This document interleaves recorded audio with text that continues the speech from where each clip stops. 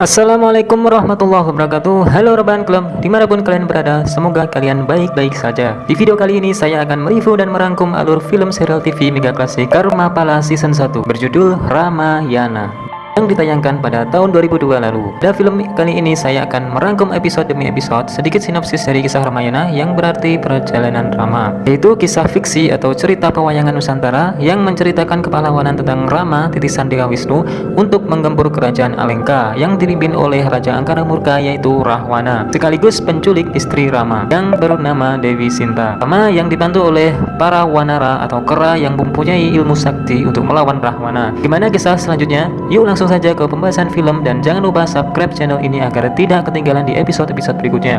Siapkan posisi rebahan, pasang headset Anda, pastikan kopi es teh gorengan sudah siap di depan Anda, dan capcus. Di pagi hari yang cerah, terlihat ada seorang wanita yang berlarian di tepi hutan dan dikejar oleh kedua saudara prianya karena kedua pria tersebut sangat penasaran oleh benda yang dibawa saudara wanitanya. Wanita tadi bernama Anjani dan dua pria saudaranya bernama Kuarsa dan Kuarsi. Dikarenakan Anjani tidak mengizinkan saudaranya melihat benda yang dibawanya, akhirnya Kuarsa dan Kuarsi merebutnya dengan paksa dan berujung perkelahian sesama saudara. Lalu di ujung perkelahian mereka, ada seorang pria tua melarainya dan menghentikan perkelahian tersebut. Pria itu merupakan ayahanda mereka yang dikenal seorang Resi Begawan. Mereka mendapat peringatan karena telah berkelahi sesama saudara. Lalu Kuarsa membantah karena merasa bahwa ayahnya tidak adil memperlakukan anak lelakinya dengan memberi pusaka kepada Anjani tanpa sepengetahuan Kuarsa dan Kuarsi. Resi Begawan pun mengakui bahwa dirinya tidak pernah memberi pusaka untuk Anjani. Lalu Anjani pun berbohong saat ditanya Resi Begawan. Kuarsa dan Kuarsi pun akhirnya mendatangkan tukang kebun untuk dijadikan saksi bahwasanya Anjani telah mempunyai sebuah pusaka. Dijelaskanlah fakta itu kepada Resi Begawan. Anjani akhirnya mengakui bahwa ia mempunyai pusaka yang bernama Cupu Manik dan diserahkannya kepada ayahnya. Cupu Manik tersebut bisa melihat alam semesta yang sebenarnya dimiliki oleh Batara Surya. Setelah Anjani ditanya siapa yang memberi pusaka itu, ia menjawab bahwa ibunya yang memberikan pusaka tersebut sebagai hadiah. Lalu dipanggillah ibu mereka yang bernama Dewi Indradi. Saat Resi Begawan bertanya kepada Dewi Indradi dari mana pusaka tersebut berasal, tetapi Dewi Indradi terdiam tanpa kata. Ketika itu Resi Begawan amat murka dengan perilaku Indradi yang hanya bisa diam, dan pada akhirnya Dewi Indradi dikutuk menjadi patung yang mengundang kesedihan bagi ketiga anaknya. Kemudian Resi Begawan membuang Cupu Manik ke tengah danau yang menyebabkan ketiga anaknya kembali berebut untuk memilikinya. Di saat Kuarsi mengetahui duluan kalau Cupu Manik ada di tengah danau, ia sontak terjun ke danau untuk mengambilnya. Di tengah ia berenang, tiba-tiba badannya dipenuhi bulu layaknya seekor kera.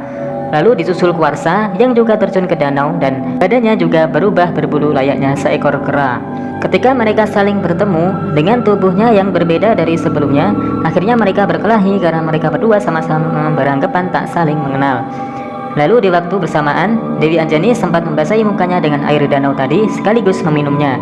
Tanpa ia sadari, muka serta badannya berubah layaknya seekor kera. Di akhir pertarungan, Kuarsa dan Kuarsi dimenangkan oleh Kuarsi. Kuarsa berteriak meminta tolong kakaknya Kuarsi yang membuat heran padahal Kuarsi sendiri yang sedang ia hadapi. Kemudian akhirnya mereka berdua menyadari bahwa tubuh mereka berubah menjadi seekor kera dikarenakan air danau yang terkutuk. Sontak mereka mencari Anjani agar nasibnya tidak seperti adik-adiknya, tetapi semua itu sudah terlambat. Ternyata Anjani sudah berubah juga menjadi kera karena danau yang terkutuk. Setelah mereka menyadari peristiwa itu, mereka sontak kembali ke Kiskenda untuk menemui Resi Begawan. Ternyata mendengar penjelasan Resi Begawan, peristiwa yang dialami anak-anaknya merupakan hukuman dari Dewata atas perilaku mereka yang serakah, tamak, dan suka berkelahi antar saudara layaknya seekor kera. Kemudian Romo Begawan menyarankan untuk bertapa di hutan agar diberi petunjuk oleh Dewata. Ketika itu Kuarsa diganti namanya menjadi Sugriwa dan Kuarsi diganti menjadi Subali. Scene berpindah pada kerajaan Alengka yang dipimpin oleh Rahwana yang menerima surat perdamaian dari utusan Prabu Danaraja kakaknya sendiri dari negeri Lokapala yang disambut kurang baik oleh Rahwana. Ketika itu Rahwana marah dan murka mendengar pembelaan dari utusan Prabu Danaraja.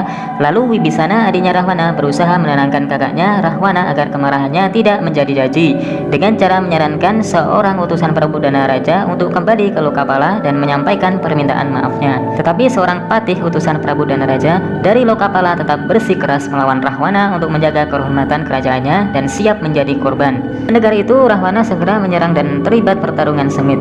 Pertarungan tersebut telah mengukurkan patih Lokapala yang berakhir ditebas lehernya oleh Rahwana sambil tertawa lepas dengan nafsu membunuhnya. Mendengar kabar tersebut, Prabu Danaraja juga marah akan perilaku adiknya sendiri dengan berencana melawannya seorang diri tanpa menumpahkan setetes darah dari rakyatnya sendiri. Lalu film bersambung.